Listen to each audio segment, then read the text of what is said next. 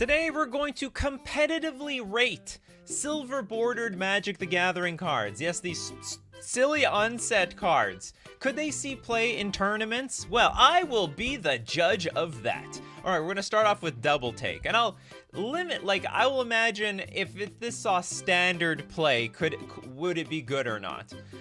Double Take, blue 3 generic, instant. Choose another player, I'm assuming other than you. Draw 2 cards now, and draw an additional 2 cards at the beginning of the next game with that player. Now, in my opinion, this card is broken. This card is insane. I mean, 5 mana instant, draw 2 cards. A little bit on the weaker side. Usually you pay 4 mana for that effect. But the fact that you can start the next game with another 2 cards, what are you, nuts? So I get to start like with 9 cards in my hand, and hey, I may not discard to hand size because now I can freely mulligan down to 6, down to 5 without having, like, you can scry 2 to the bottom, but that I still start with 7 cards. So I think Double Take, not very good in game 3, but in games 1 and 2, especially if you lost game 1, I actually think there's an insane amount of potential with this card. So I believe that this would see competitive play. Next up, we got the Strategy Smategy. We got a red 1 generic sorcery. Roll a 6-sided die. Strategy Smategy has the indicated effect. If it rolls 1, you do absolutely nothing. Number 2, destroy all artifacts. Okay, that's not bad for 2 mana. 3, destroy all lands. What? What is going on here? 2 mana, destroy all the lands? Actually, it might not be that effective on turn 2 because maybe you only blow up 1 land. 4, Strategy Smategy deals 3 damage to each creature and each player. 5, each player discards their hand and draws 7 cards. And 6, repeat the process 2 or more times. I honestly don't think this card is very good. I think it's just too random. You could actually just pay 2, do absolutely nothing, or you destroy all the artifacts and deal 3 damage if you hit like a 6. I think it's a bit too random. You can't force anything with this card, so I actually think this would not see competitive play. Oh, we got Coulter Chase with the super chat. Cheaty Face. Okay, let's look at Cheaty Face.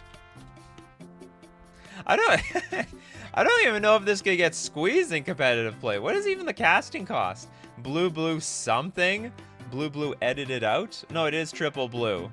According to the Oracle text, it's a triple blue card. It's a 2 to a Freet, but here's the deal. If Cheaty Face is in your hand, you may sneak Cheaty Face onto the battlefield. If an opponent catches you right away, that player may exile Cheaty Face. It's got flying. I don't know how this would work in the game. Okay, so I think this card is not good competitively. I think maybe at a really low level, this card might be good because you're up against a bunch of people not really paying attention. You can distract them, and you just end up with the Cheaty Face in play. But anyone who is even remotely observant, they're gonna notice there's a Cheaty Face on the battlefield. And because you have to, if Cheaty Face is in your hand, it could happen at any point in the game. I think it's difficult. I think more observant players are gonna catch the Cheaty Face, so I actually don't think this card would be competitively played. All right, you guys. Wow, you guys love Common Courtesy. All right, let's look at Common Courtesy. Blue 2 generic for an enchantment. Whenever a player casts a spell without asking your permission while casting it, counter that spell. So you have to say, I would like to cast this spell. When a player asks you permission to cast the spell, you refuse, counter that spell and sacrifice Common Courtesy. So it's basically a counter spell with upside. You didn't say the magic word. Whenever a player asks you permission to cast the spell and you refuse, so we still counter it, and we gotta sacrifice Common Courtesy, but this is still like a 4 mana card. It's a 4 mana counter spell. Is that even useful? And you'll get them every single time they don't ask permission. So that's all upside. And at the very least, you definitely counter a spell, because you can refuse. And then that's it. I don't really like it. It's a 4 mana counter spell. Too easy to play around. Like, this one's really, again, you just ask for permission. May I play this spell? May I play this spell and force you to sack your common courtesy? I don't think it's competitive. It's like, it's playable? I will give you that, because you at least 4 mana, have a counterspell on the board, adds devotion or whatever. I don't know, maybe it's good for a devotion deck. If they bring devotion back or something, that might be relevant. It's a counterspell that you can leave on the leave on the table to counter whatever you want while making them ask you for permission, but it's expensive. It's a pretty pricey card. You got to put it up front. May I counter this? So it is funny, like, you know the counterspell's there. It is right over there. Anyway, so I'm not in love with this. Not in love with this one. We got another. We got Silver Gun Games. Rules Lawyer. Silver Gun Games here for the silver bordered themed show. Okay, we got a white 3 generic 1/1 cyborg advisor. Doesn't even look like a cyborg. Looks like an old wizard in a knight suit of some sort. State-based actions don't apply to you or other permanents you control. You don't lose the game due to having 0 or less life or drawing from an empty library. Your creatures aren't destroyed due to damage or death touch and aren't put into a graveyard due to having 0 or less toughness. Your planeswalkers aren't put into a graveyard if they have 0 loyalty. You don't put a legendary permanent into a graveyard if you control 2 with the same name. Counters aren't removed from your permanents due to the game rules. Permanents you control attached to or combined illegally remain on the battlefield. For complete rules and regulations, see Rule 704. This card's insane. This is probably ban-worthy. How do you lose the game with this card on the battlefield? How does this thing even die? If Rules Lawyer hits the battlefield, don't you just instantly win? You don't lose the game for... Oh, no, you don't lose... Okay, so you basically... Someone can still win the game with, like, Thassa's Oracle, but effectively, no one can deal with your board. It's invincible. And you have, like, infinite life, because going to 0 doesn't actually kill you. This is a wild card. Definitely playable. You probably could make it playable even at 7 or 8 mana, because this... At 5 mana, I actually think it's too cheap. It's a 1/1. It doesn't matter. Rules Lawyer is such a useless... How is it useless? State-based actions don't apply to you or permanents you controlled. I think this card's completely broken. Jacob with Squirrel Dealer.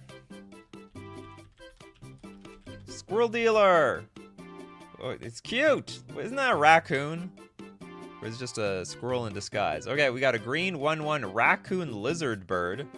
Okay, now we've moved into AI-generated territory, in my opinion. When Squirrel Dealer enters the battlefield, ask a person outside the game, do you like squirrels? If he or she does, create a 1/1 green squirrel creature token. You only do that once? This card sucks. So it is... It's not a Squirrel Dealer. Oh, it's a dealer. Doesn't actually have squirrels. So you opened up the, it's called the trench coat. You need a squirrel. Would you like a squirrel over here? Do you like squirrels? That's where the question comes. You see that sheen on the fur? The glint in their eyes? Top quality. These are the real deal.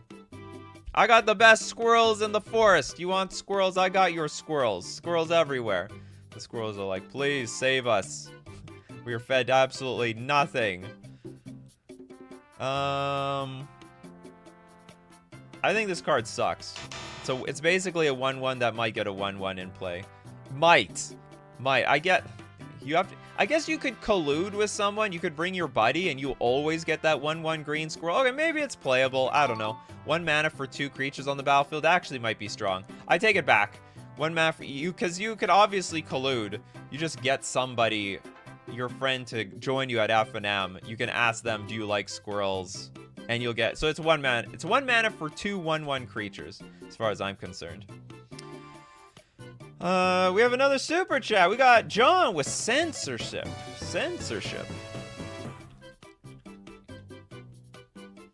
What the hell does this card do? So for a blue, it's an enchantment. When censorship comes into play, choose a blank word. When any blank player says the chosen blank word, censorship deals 2 damage to him or her. Too easy to play around. You just don't have to say the word. You gotta be really cognizant of this. But yeah, I think this is not going to be playable competitively. You can't force it or anything like that. Okay, Tortoise Dress says, rules lawyer says state-based actions don't apply. It doesn't say they don't apply to you. No one wins, that's why it's useless. I thought it specifically said, it says state-based actions don't apply to you or other permanents you control. You don't lose the game. Your creatures, it only applies to you, not anybody else. That's why it's broken. It does specify to you. Only you can prevent the game from getting locked up. Will you do it? Okay, R&D secret lair. Before the actual secret lairs. What do we got here? A legendary land. Play cards as written. Ignore all errata. I don't know how you break this card. And if it was in standard, like the thing is, if this card is being played in standard, all right, like how do you abuse this particular land? You had to have given me like an example with it. Play cards as written. I don't know any particular card off the top of my head that would be more broken with its regular text outside of its errata. Oh well, you break this with old cards with 0 cost. I guess so. I guess you break it. Okay, maybe it's competitive. I don't know. It's a legendary land. You only need 1 in play. At least it taps for red mana. I'll give it a pass. I'm just going to assume it's a good card. Alright, next up. Isn't this symmetrical? That's correct. But you know what? Very likely your opponent's decks are not built around this card, whereas your deck is. Right? Like, no one's going to be playing bad cards that are worse with the errata, hoping to play against the R&D secret lair. So that's what I'm thinking. Okay, Abzo really wants to get Hands Run. Cards Run! Green, red, 2 generic. Okay, is this Hans? I don't see Hans anywhere. I think this picture has nothing to do with the Archon's Run lore. Enchantment at the beginning of your upkeep. If you may say Archon's Run, it's the, and name a creature card. If you do, search your library for the name card, put it into play, then shuffle your library. That creature gains haste, remove it from the game at end of turn. That card's broken. You tutor for anything every single turn. It's basically 0 mana, tutor some stupid creature onto the battlefield. Unbelievably broken. Would be banned instantly. Archon's Run, it's the Emrakul. Wait, you have to name a creature card? Yeah, Emrakul the Ion's Torn. Yeah, name, Grizzlebrand. What else? What else would I name? Screw it, that's all we need. Primeval Titan. That's Hans running on the right. No, is it? I've seen Hans. He has like a different... I guess that could be him. I saw a different Hans. Where's Hans? This is Hans. There he goes with that big beard. I guess too blonde here, in my opinion. Way too blonde. Is there the one that animates your deck? I don't know. All right, we got some super chats. Yo, little Ted. Animate Graveyard? That sounds very broken. But who knows? We can end up looking at the card and it's like completely pathetic. All right, it's black, 3 generic. And I guess we're gonna count Acorn. Acorn is basically the new virtual silver border. So if anyone's curious. Enchant Aura. Enchant your graveyard. I don't know. It probably didn't deserve the police siren sound, but whatever. Enchanted Graveyard is a creature on the battlefield with base power and toughness, each equal to the number of cards in it. It has the text boxes of all the creature cards in it. It's still a graveyard. If Enchanted Graveyard would leave the battlefield, instead exile Animate Graveyard. Yeah, this card. I think this card's broken.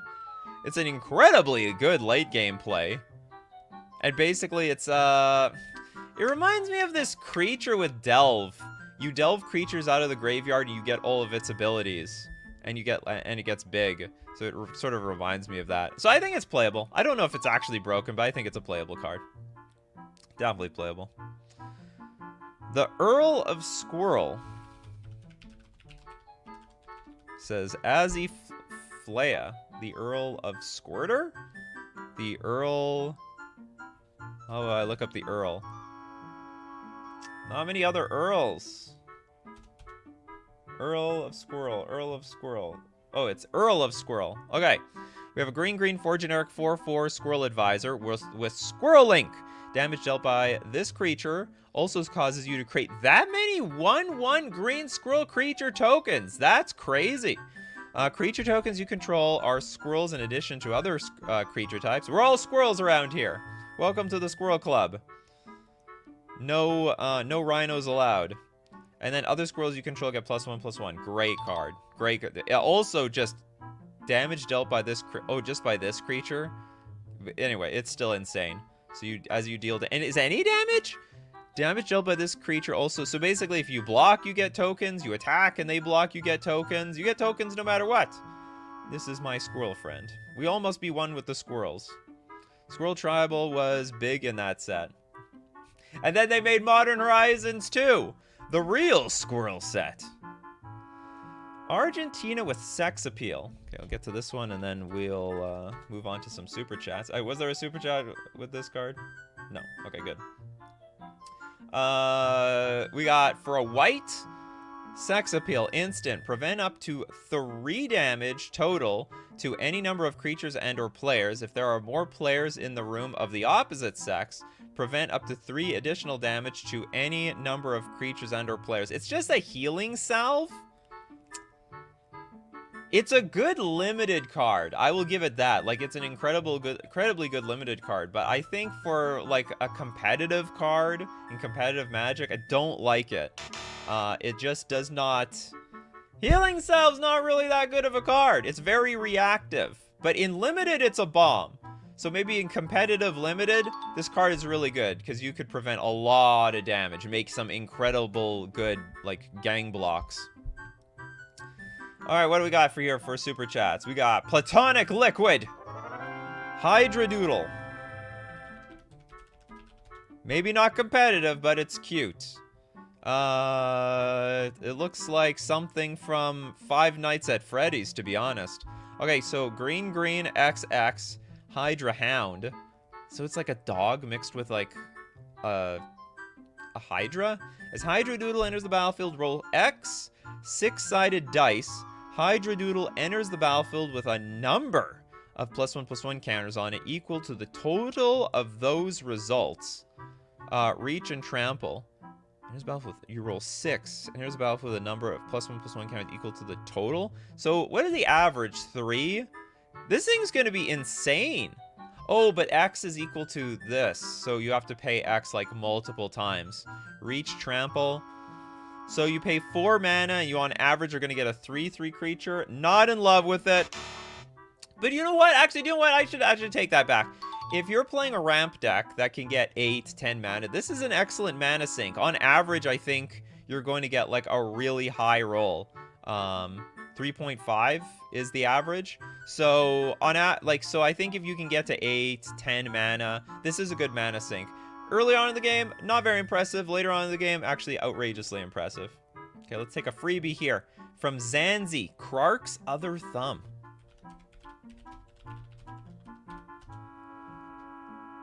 Okay, 2 mana. If you would roll a die, instead roll 2 of those dice and ignore one of those results. Broken. I've seen a lot of situations where you can go infinite with one of these things, or close to it. Very good combo card. Also, I think it's just broken in this format of like dice rolling. So you would just roll double the dice and basically may the odds be ever in your favor. That should have been the flavor text here. Krark was the kind of goblin who'd lose his thumb in a wager and come right back with double or nothing. Absolutely. Let's double the thumbs or not. Anyway, he lost one of the thumbs, obviously. All right, we got Nathan with our rules question of the day. Can you choose a card in exile / remove from the game with a pick a card outside the game like Cunning Wish? No! That's how it used to be a long time ago, but by today, when they mean a card outside the game, they're talking about your sideboard. Back then, a card outside your game was exiled or the sideboard, but now it's only the sideboard, because when they refer to something that's exiled, it's literally exiled. Like, you can play a card that was exiled. Thomas! Little girl! So you deserve a better super chat. Little girl! Do not underestimate. For half a white mana. I don't know how I spend the other half. We have a half power, half toughness creature. Unplayable. I guess for 1 white mana, you could have 2 little girls in play. I get maybe in a meta game where there's a lot of these half mana cards, it's possible, but if we only have little girl, I don't think it's good enough. So too weak. It's worse than a 1/1 white creature. It's worse than a 1/1 for 1. Like, a lot of people are mentioning Blackest Lotus. Let's look at Blackest Lotus. Nathaniel is like, come on, let's get we need to know if the Blackest Lotus is competitive. Probably Backstreet Lotus? Black, or is it Blacker Lotus? Well, I'm putting black. I'm just gonna put Lotus. It's better show up. Okay, Blacker Lotus. 0 mana. Artifact. Tap. Tear Blacker Lotus into pieces. Add 4 mana of any one color to your mana pool. Play this ability as a mana source. Remove the pieces from the game afterwards. I think this card is unplayable. And I'll tell you why. Because after you rip it up, you can't play it in any other games. And also, you will get a rules violation for not having a 60-card deck in your next game. And you can only have probably 2 of those before they kick you out of the tournament. So, not competitively playable. Like, and they'll replace the Blacker Lotus with, like, a basic land. That's, I'm assuming, what would happen. But you can't go deep into a tournament with this card. It's like a one-shot shabam, and then that's it. But, like, I can't imagine. I guess you could use it as, like, a random 0 card earlier on in the tournament. And then, like, in the finals, or when it really matters, you tear it up and you get that value. But I just can't see this card being that playable outside of that. So I actually think it is just not good enough. Can you return the pieces from exile? You can try to tape it together, but you'll get so many game rule violations for having, like, a marked card. It's funny, all your cards are straight except this one card that's pretty thick because of all the scotch tape and how bendy it is. Oh, I wonder what that card is. Who knows? Just flex tape it. Don't think it's gonna be that good. X Garland X with her Loon Wrangler. Are you not allowed? Oh, you know what? I just didn't think about that. Shadow Walker, are you not allowed to carry 100 replacement Blacker Lotuses? I think Shadow Walker is right. Oh, maybe I'm wrong. This card is broken. Yeah, so, like, if you tear it up in the next game, you just replace it with another Blacker Lotus from your binder. I just totally missed that. Card's broken. Okay, so it went from, like, unplayable. I didn't even really catch that you could just keep replacing your Blacker Lotuses with more Blacker Lotuses, which would push the price of Blacker Lotus, like, sky high. Man, that would be how much money you would spend on Blacker Lotuses. You need to make sure you had 4 Blacker Lotuses every single round, because every single game you in theory could shred up 4 Blacker Lotuses. Okay, moving on. The Herlone Wrangler. Red 2 generic for a 2/2 Minotaur with Denim Walk. If defending player is wearing any clothing made of denim, this creature is unblockable. That card looks pretty good. I think it is reasonable to assume a lot of people will be wearing denim. The downside is it's pretty expensive for an unblockable creature. Even at 3 mana, I don't think it's that crazy, but I do think it's playable. Probably play this thing. El Grando says, imagine a tournament being decided by how many Blacker Lotuses you're able to afford. Exactly. This would be the true pay-to-win card. And you keep shredding these things up as the tournament goes on. You have to keep buying more for the next tournament. Crazy card. Alright, more super chats. Let's look at Jacob Thunes. I have a card and question. Card, Ranky Peanuts. And your question is, are silver border cards real cards? They're real In essence, they're real cards printed by Wizards of the Coast, but they're fake in the terms that they're not competitively playable. Like you need to like rule zero these into your Commander game. You can't show up to tournaments with these. The judges will slap you. What are you doing with this crap? This stuff ain't allowed over here. Okay, we got a white 2 generic 2/3 elephant rogue. At the beginning of your upkeep, you may ask target player a yes or no question. If you do, that player answers the question truthfully and abides by that answer if able until end of turn. This card looks unplayable. Or what kind of question can we ask to hold them to it? Like, are you gonna block? Or I guess you could ask them stuff like that. Like, are you going to block my creature? Don't cross him or you'll end up sleeping with the merfolk. That's right, sleeping with the fishies. Are Nika real? Otherwise, I don't know how to use this card. Like, I really have no idea. They aren't play legal, but they are real cards. The unsets are like the joke sets just for goofy fun. And a great limited set.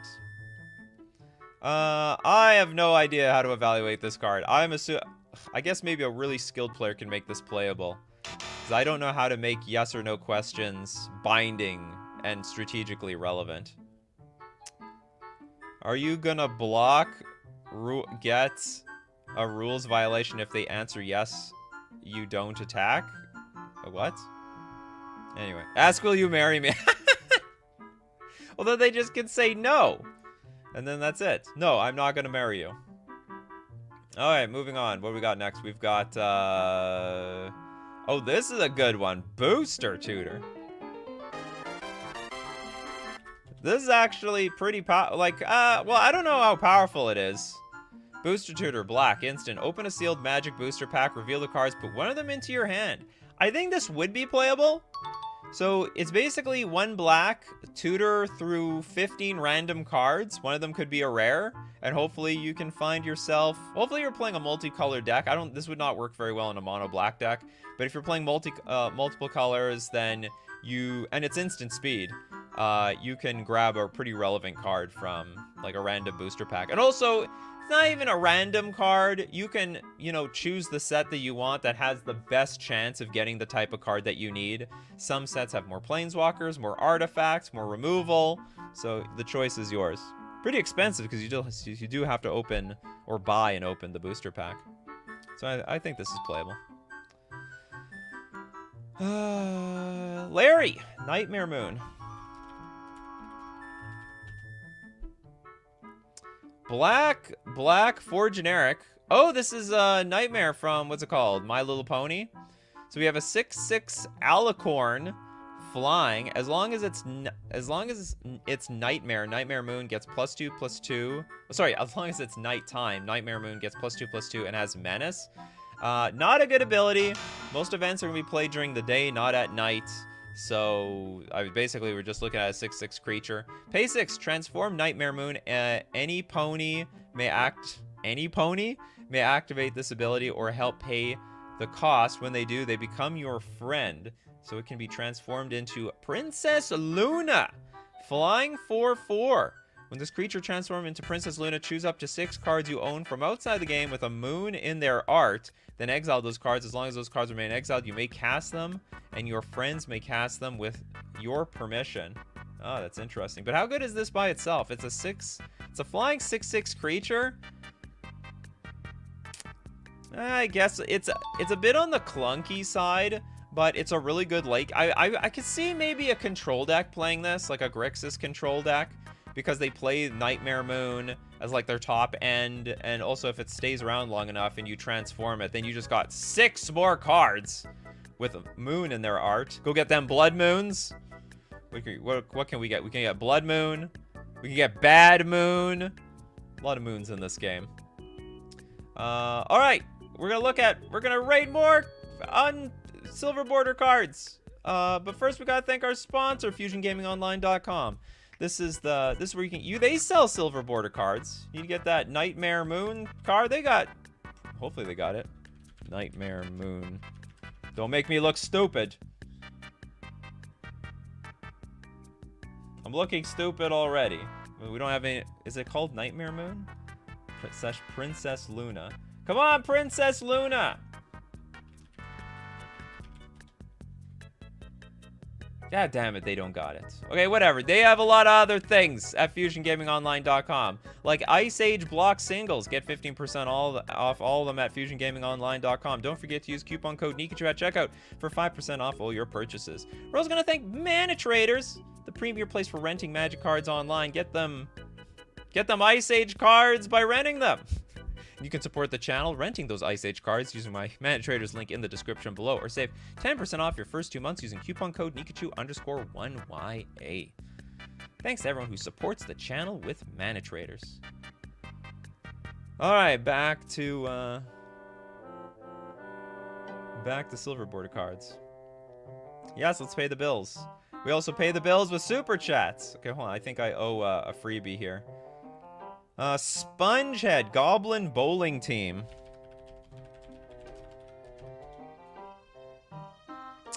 Red 3 generic for a 1/1. When Goblin Bowling Team damages any creature or player, roll a 6-sided die. Goblin Bowling Team deals to that creature or player additional damage equal to the die roll. I think it is just too unreliable. I think if 4 mana, like these days, you can get like a 4/4 creature for 4 mana pretty easily. At least a 3/3.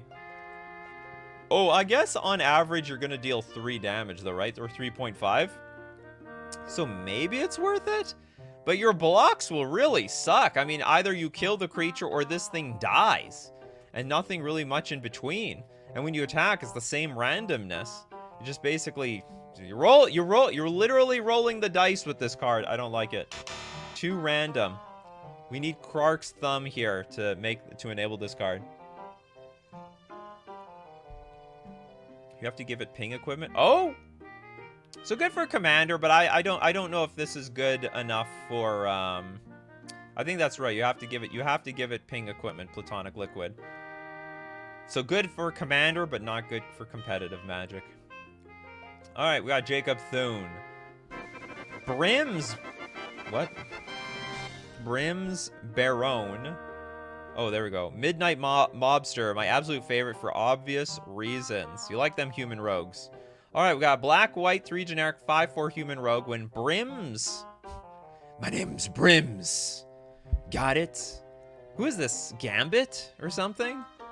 MTG Gambit. Okay, when it enters the battlefield, put a counter on each other creature you control that has a hat. Oh, that's pretty interesting. Brims Baron, Midway Mobster, has menace as long as you're wearing a hat. Okay, I like the card. So first off, very big creature.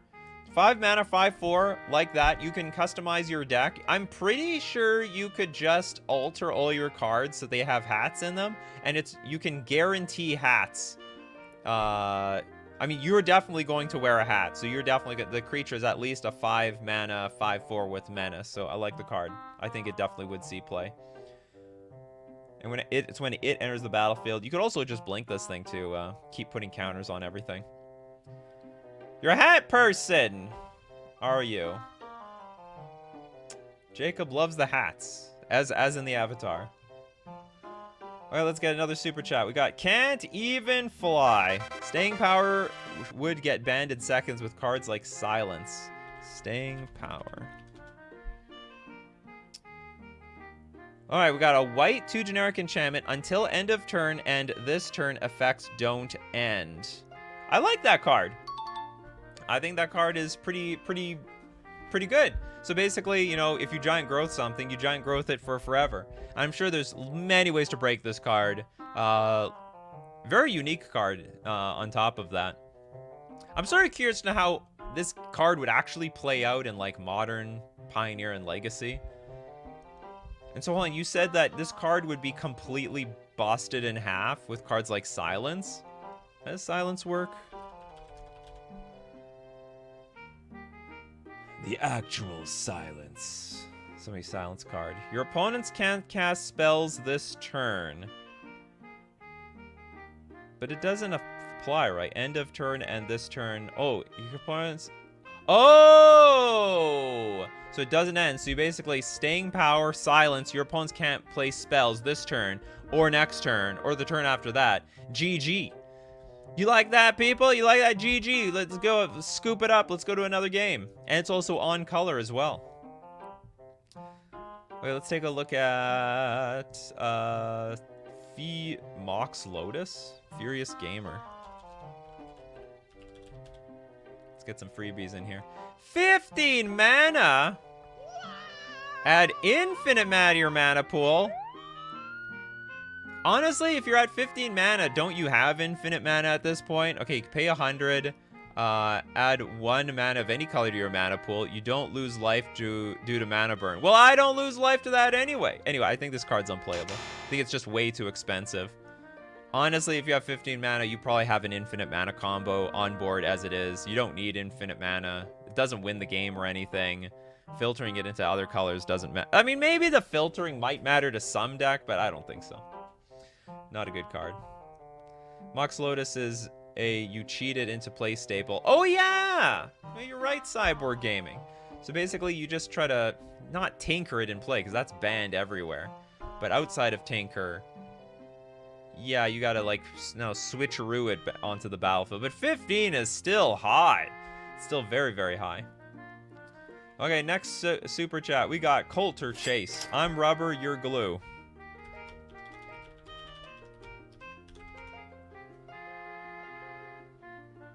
I'm rubber, you're glue. White, white. Enchantment. Speak only in rhyming sentences. Oh, God. So you better be like a natural, oh, just a natural rapper or something. If you do not sacrifice, I'm rubber, you're glue. Say, I'm rubber, you're glue. Everything bounces off me and sticks to you. Target spell or ability, which targets only you, targets another player of your choice instead. That is insanely broken. So basically, you can't be targeted anymore. It just neuters your entire opponent's deck. And if you're, like, really good at rhyming, your opponents are absolutely screwed.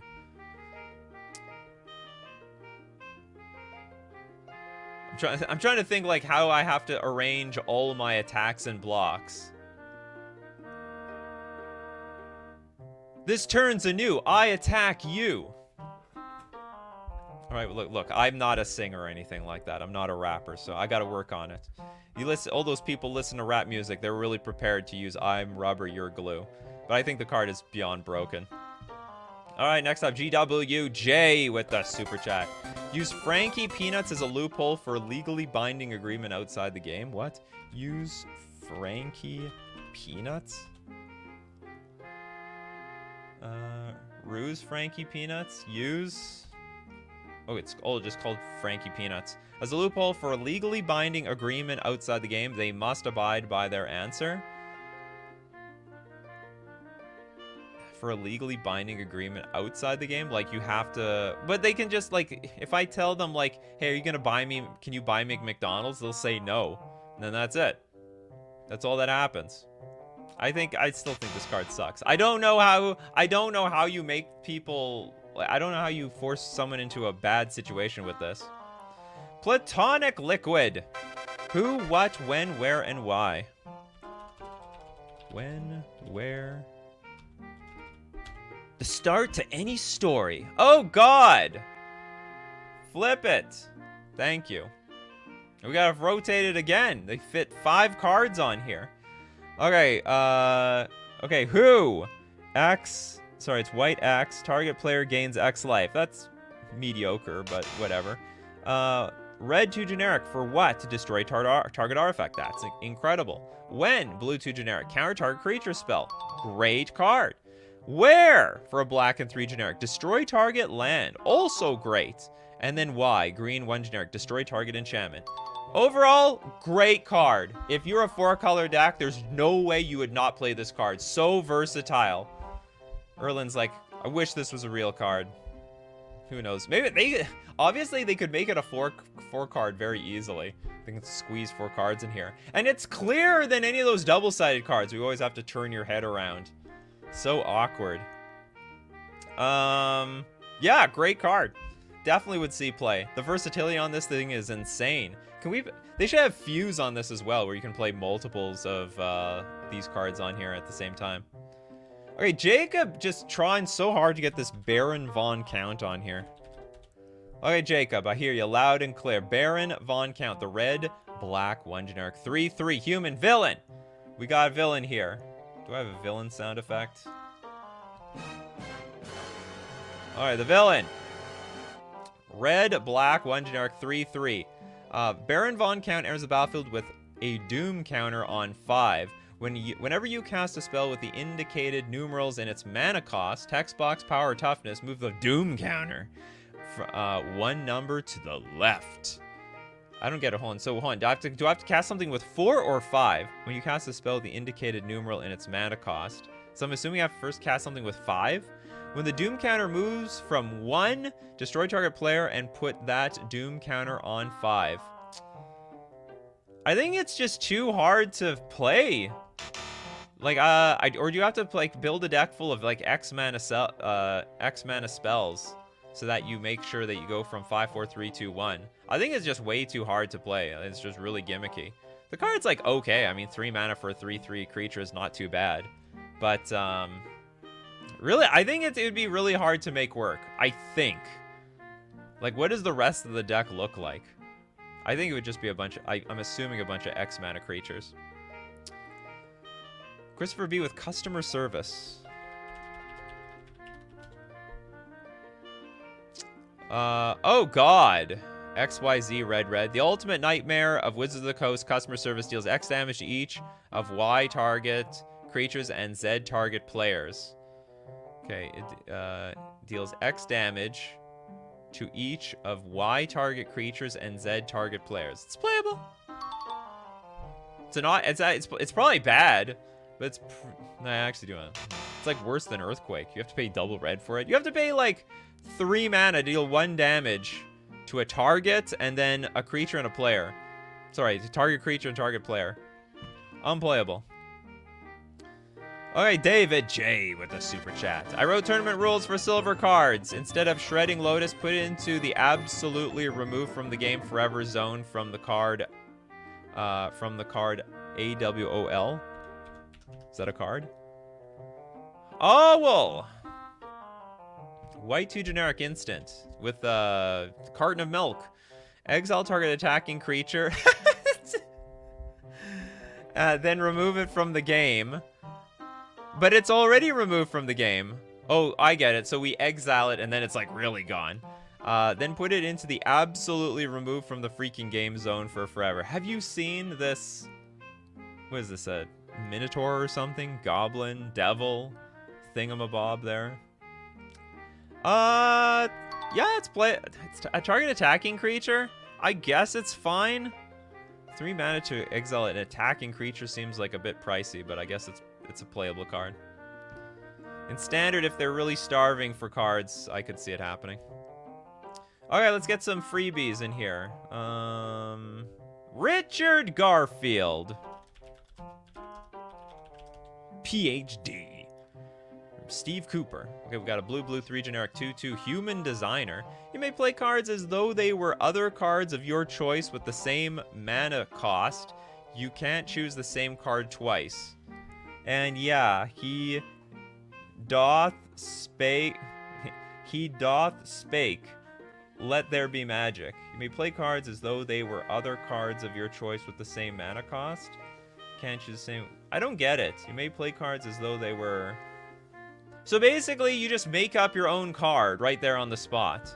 So I have a 4 mana card. It can be like any card with that mana cost, I'm assuming. Mana cost includes colors. Okay, so if I've got like... So if I have a double black card in my hand, it could be Sinkhole at any moment. Choice with the same mana. It just has to be the same mana cost. It would be any creature. So basically, my Dothy Voidwalker could be a Sinkhole because they both cost double black. That's what I'm gathering here. And my Sinkhole can be Dothy Voidwalker. But this thing's 5 mana for a 2/2. Yeah, blue could be Cryptic Command. That's, yeah, or nothing else. That's basically it. I don't like it, to be honest. I think 5 mana Maybe it's a good control card, but it's so vulnerable. It's just literally a 2/2 creature that dies to anything. I guess if you get to untap with Richard Garfield, it's probably really broken. Like all cards, like a single blue card is all of a sudden Ancestral Recall, and you'll just completely take over the game. Or maybe you have to wait until you have like 6 mana, play your Richard Garfield, then get your Ancestral Recall to at least replace it. Okay, maybe I'm wrong. Maybe this card's broken. It's probably broken. It's good for the control decks. Just the resolve and then Ancestral Recall a few times.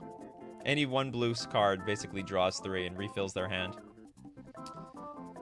We got Xander. Urza. Academy Headmaster. Isn't this guy with a random head? Just like in Futurama. Wooberg for a 4 loyalty. +1, head to askurza.com and click +1. -1, head to askurza.com, click -1. -6, head to askurza.com and click -6. I don't know what the abilities are, but I assume it's just not going to be worth it. I don't like anything that's random. Askurza.com. Give me a random ability. I have no idea what it's going to do. No idea whatsoever. Okay, we got to plow through the super chats. Yo, little Ted. Omni Clown Colossus. Red 8 generic for a 7/7 clown robot. It's got an adventure. Pyroclasm. Pyroclasm deals pi damage to each non-clown creature. So basically 3 damage. 3.14. And for as long as you can count pi, I don't think it even matters. So it deals basically 3 damage to everything. That's a lot of mana for this thing. Then affinity for clowns. Oh, well, I don't know how many clowns there are in this game, but I imagine if you can get this out for 4 mana, not bad. 5 mana to Pyroclasm on the board, but it's like a 2-in-1 card. Yeah, I could see this. This is pretty good. I think it's a good one. I don't know the synergy with the clowns. Bring in the clown. Everyone bring in the clowns. Gorlod. Meddling Kids. Is it related to Meddling Mage? Oh, it is! Alright, so we got a blue, white, 2 generic, 2/3 human child. As Meddling Kids comes into play, choose a word with 4 or more letters. Okay. Non-land cards with the chosen word in their text box can't be played. So it's just a slightly strong... So you can't nail anything with, like... No, but almost every single card has 4 or more letters in it, right? Non-land cards with the chosen word in their text box can't be played. But the upside is you can hit several cards at once. I'm just trying to think in my head what deck would get nailed by this the hardest. I guess a deck with the word rats. This is like an anti-rats card. Yeah, choose Merfolk. That would be just brutal. In there, yeah, it just has to be in their text box. So if it's like damage, the word damage would just screw a burn player. Oh my god, this is broken.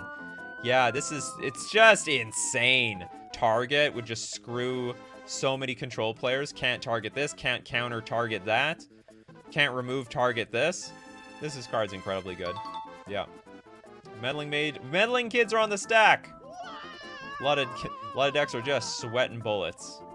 And you just can't play it. It's not like they're it's not like they're counterable. It's not like they're gonna get countered. They're just unplayable. Giroth! Or Giorth. The cheese stands alone. I mean, look at this guy. I know what this card does. It's completely unplayable. It's just so hard to build around. You gotta have white 4 generic. It's an enchantment. If you control no cards in play other than the cheese stands alone and have no cards in hand, you win the game. There's no way to enable this card. I mean, unless you want to blow up your entire board. I guess you need Obliterate. It's like Obliterate or Bust. I think that's how this works. Okay, we got Medieval Gamer. Big furry monster. The big furry. Okay, I need to zoom out for this one. How does this even work? How much black is this? 1, 2, 3, 4, 5, 6, 7, 8, 9, 10, 15. So for 15 black mana, that's a lot of dark rituals. You must play both BFM cards to put leaves play. Oh, sorry, it's okay, to put BFM into play. If either BFM card leaves play, sacrifice the other. BFM can be blocked only by 3 or more creatures. Only 3? Anyway, this card's unplayable. You need 2 cards combined to make it work. On top of that, you need 15 mana, and this thing's a little bit overkill, and it's still not unblockable. Give it trample or something. Maybe that's too easy. Anyway, I actually don't like it. Yeah, you need both halves in play. If they get rid of one half, you could destroy target permanent, which I guess is one side, and it blows up the other half. But you love the flavor text. It was big. Really, really big. No, bigger than that. Even bigger. Keep going. More. No, more. Look, we're talking krakens and dreadnoughts for jewelry. It was big. Somehow, I'm just thinking Trump would say something like this. It was big. Really big. No, it was bigger than that. Even bigger. Keep going. I watched too many of those AI-generated president videos. Okay, moving on, we was Jacob with Haber Thrasher. Oh. Haber Thrasher. Let me get myself organized here. Black 1/2/2 human Hattificer. Oh, another hat card. Assassin. Didn't know hat was like a mechanic at the time. With Death Touch, whenever another creature that has a hat enters the battlefield under your control, or a hat sticker is put on a creature you control, each opponent loses 1 life. It's not bad. It's actually not bad at all. 2 mana for a 2/2 with Death Touch with an additional ability. I like it. And who knows, maybe you can make an assassin deck out of this. Brims, Barones, and Forces are always dressed to kill. Of course. Jacob loves the hats. Oh my god, so many super chats. Coulter, thank you very much for the super chat. Gonna give a super chat to Furrow Crossbreaker if they have one. Furrow? Who's Furrow? That's a user here. Looking for Furrow. Furrow, if you're still here, find a card and post it. Okay, we're gonna keep a lookout for Furrow. Oh, here we go. That's you. Okay, make a card. I'll get to you in a second. I'm just going to move on to the next super chat. David J. The Minotaur from Owl is in Urza's hot tub. That's a card. 2 mana for an artifact. Pay 2. Discard a card. Search your library for a card that shares a complete word in its name with the discarded card. Reveal it, put it into your hand, then shuffle your library. That is broken as hell. Absolutely would see competitive play. It's basically 2 mana. Exchange whatever the hell's in your hand for something else. Basically upgrade your counter spells to better counter spells, or crappy card draw spells for better card draw spells, or burn spells for better burn spells, or worse creatures for better, and anyone can play this. Man, that card is beyond stupid. What is Owl? I don't even know. I don't even know. David J with the super chats. The Minotaur from, oh no, I did this one already. Okay, Tetra Tim Bowman. Prismatic Wardrobe. Sorcery Speed Removal. That's fine. Love the picture. This looks like it would be great in foil. Okay, we have a white sorcery. Destroy target creature that does not share a color with clothing worn by its controller. You cannot choose an artifact or a land card. Destroy target card that does not share a color. Okay, so basically, if you want to have like a 5-color shirt on or something like that. I don't like this card because if Prismatic Wardrobe is a big card in the metagame, everyone will just bring like a 5-color shirt to the tournament and like basically counter your Prismatic Wardrobe before it even exists, before it even comes up. All right, Furrowed has a card. Here we go. How about Chicken a la King? We got Chicken a la King. Blue, blue, blue. 1 generic for a 2/2 bird. Whenever a 6 is rolled on a 6-sided die, put a counter on each bird. That's rare, though. It's 1 out of 6. Tap an untapped bird you control. Roll a 6-sided die. Maybe this can combo off, like, ridiculously, like if you have enough birds out.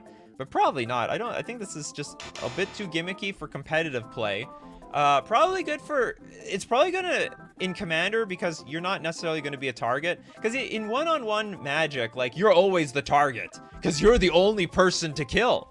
So, but in casual Commander, like, basically you can just dirtle around on your side. As long as you have some blockers up, no one's going to want to waste their attacks on you. And this will make Chicken a la King a whole lot better. But in competitive Magic, this would not stand the oven. You're going to get cooked, Chicken a la King. Cooked, I say. Okay, David says, let's combine the Cheese Down Zone with Mon's Goblin Waiters. Is that a combo? Red. Sacrifice a creature or land, add red to your mana pool. But you got to get rid of all the cards in your hand. Now, that being said, I think this card is good. This card is great. So basically, this would see play... Oh, no, you only had half? You get half a red? Sacrifice a creature or land for a half of combo. Okay, I take it back. This card is awkward. It might still see play if you need a sack outlet, but, like, that really sucks. I have to sack 2 creatures to get a single red out of this card. No way! Alright, Platonic Liquid loves the show! Phoebe, head of Sneak. Can probably be broken somehow. Don't ask me how, though. I know, we leave that to everybody else. How do we break Phoebe? Okay, it's a black, blue, 1 generic, 2/3 human spy. Phoebe, head of Sneak. Can't be blocked by creatures with flavor text. It's pretty good. A lot of cards do have flavor text, so it'll pass through a lot of cards. You know what's a crappy thing, though? Really strong cards usually don't have flavor text because the whole text box is just filled with good abilities. So for 4 mana, Phoebe permanently steals target creature's text box. Oh, so now you definitely cannot be blocked by that creature. Oh, and that creature loses all rules text, flavor text, and watermarks? All rules text, this creature gains them. That's broken! That's actually insane! So you basically take everything from their text and you just add it to Phoebe. This actually is an incredible card. Really, really good. So it's like a 2/3 semi-unblockable creature for 3 mana, but then with the upside of just, like, making this thing insane. Yeah, Flavor Walk is essentially what it is. Steal Platinum Angel's text, exactly. I think this card's broken. It is a big mana sink, but I think the risk is worth the reward. This space intentionally left blank. Yeah, right. Rob Boy with the super chat. Ashnod's coupon is very relevant for me because I've been drinking tonight. Cheers, Coffee Crew. 0 mana, artifact, tap, sacrifice, Ashnod's coupon. Target player gets you target drink. Probably not strategically relevant. You pay any cost. Errata, you pay any costs for the drink. Yeah, you have to pay the... So you still have to pay for the drink. You just get someone to get it for you. But doesn't improve your board state at all. It does absolutely nothing. All right, next we got David J with the super chat. AWOL means absent without leave. It's basically a military term for when someone goes missing or leaves. It's pronounced like AWOL. Okay, AWOL. And then this is what? This is the card. That you use the card. You use like missing in action. Basically a military term for when someone goes missing or leaves. Not missing in action. MIA. Missing. Yeah. Okay, anyway, Station Disaster. Clown car.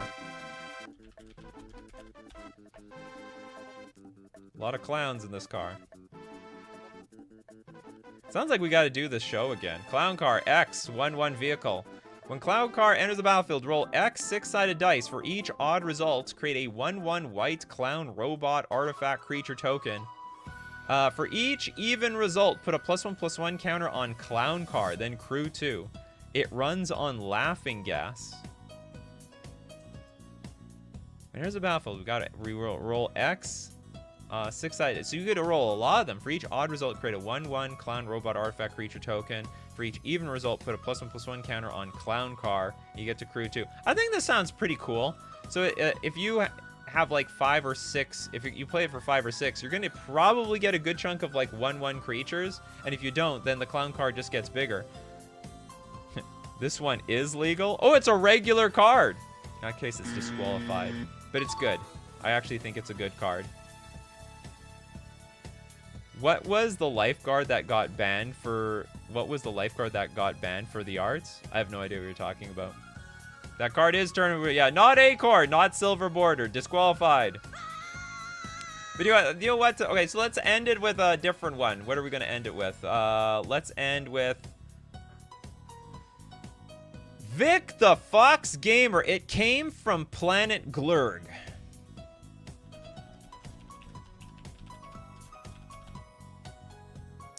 Okay, we got a blue-green 0/0 XX creature. Or sorry, blue-green XX for a 0/0 alien ooze. You may have it come... It came from Planet Glurg, enters the battlefield as a copy of X different creatures on the battlefield. That's weird. It has their total power, total toughness, combined mana cost, old text boxes, names, and art, and so on. I don't know if this card is good. Like, what if the board is empty? So you depend on the board actually having a bunch of cards, because if it's empty, you'd be screwed. Yeah, so... You depend... Like, what if you're up against a control deck? It'd just be, like, a blank card. But, I mean, I guess the idea is... it's probably going to be part of some sort of ooze deck. So you basically have to keep adding more ooze. But if you have a lot of ooze creatures... I guess it'll count its... Does it count the counters? No, but it's Acorn. Yeah, it's still Acorn. We're counting the Acorn cards today. Like, if it's a 0/0 creature on the battlefield, but it has, like, 5+1/+1 counters, are we copying that thing?